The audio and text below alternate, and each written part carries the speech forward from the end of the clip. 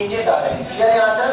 चलो उसके बाद अगला कि diversity was always the same since creation and will be same in future. मतलब जितनी विभिन्नता पहले थी जब अर्थ बना और उतनी अभी है, तो ऐसा थोड़ी है जीव मर रहे हैं, एक्सटिंक्ट हो रहे हैं, नए प्रकार के जीव आपस में मिलके बना रहे हैं, है ना?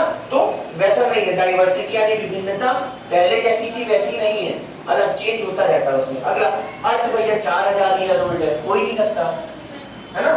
ये सब चीजें। अगला all these ideas were strongly challenged during the 19th century based on observation made during sea voyage। समुद्र में गए थे, है ना? क्या HMS बीगल लेके कौन गया था? चार्ल्स डार्विन गए थे, है ना? तो देखो उनके बारे में देखो थोड़ा। और फिर चार्ल्स डार्विन ने क्या कंक्लूड किया? that existing living form have similarities to varying degree not only among themselves but also with life form that existed millions of years ago। Charles Darwin ने क्या बताया कि अभी जो जैसे चिड़ियों में उन्होंने मिलनी किया था, डार्विन फिंचेस याद है क्या?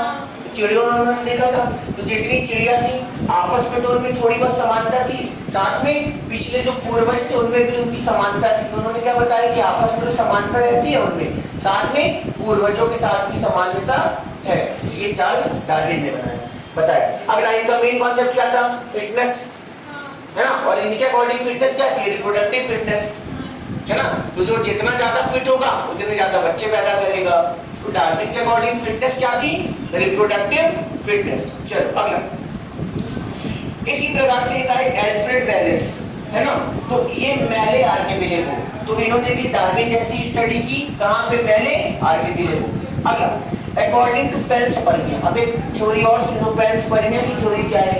इसमें ये कि भैया डिफरेंट प्लैनेट से अर्थ के ऊपर स्पोर आए और यहाँ पे जीवों का निर्माण हो गया। मतलब दूसरे प्लैनेट में जिंदगी थी, वहां से स्पोर आए अर्थ के ऊपर और अर्थ में निर्माण हो गया। तो ये पेंसपर्मिया की थ्योरी। अगला देखो, अगला एक लाइन लिखी हुई है यार इसमें कि जियोलॉजिकल हिस्ट्री ऑफ अर्थ जो है वो उसके बायोलॉजिकल हिस्ट्री को बताती है। क्या? जियोलॉजिकल हिस्ट्री बायोलॉजिकल हिस्ट्री को बताती है। कैसे बताती है? अब देखो जितना तुम जमीन में खोदते जाओगे उतने पुराने जीव मिलते जाएंगे। अगर तुम जमीन में खोदोगे तो डायनासोर के अवशेष भी मिलेंगे, फॉसिल मिलेंगे। तो अपन पता लगा सकते हैं ना कि उस जमाने में पाए गए थे, क्योंकि ये यहाँ की मिट्टी इतनी पुरानी है ना? कार्बन डेटिंग और ये सब करके अपन पता लगा सकते हैं कि कितना पुराने ये अवशेष है ना? तो वो जितनी पुरानी मिट्टी होगी वहीं पे वो मर के गिरे होंगे और उसके ऊपर मिट्टी जमती गई। तो जियोलॉजिकल हिस्ट्री मतलब कि जमीन के लेयर्स की, है ना, अपन स्टडी कर सकते हैं वहां पे ऑर्गेनिज्म से, क्योंकि जिस जमाने में वो ऑर्गेनिज्म होंगे वहीं पे उसकी मिट्टी होगी वो। क्लियर? अगला देखो फॉसिल के बारे में एक आता है। देखो fossil are remain of hard part of life form found in rock. Fossil क्या होते हैं भैया?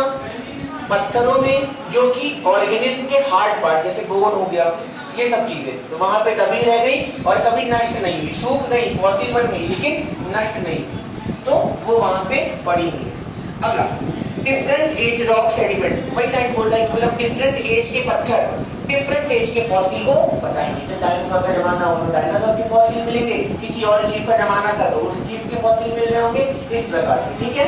अगला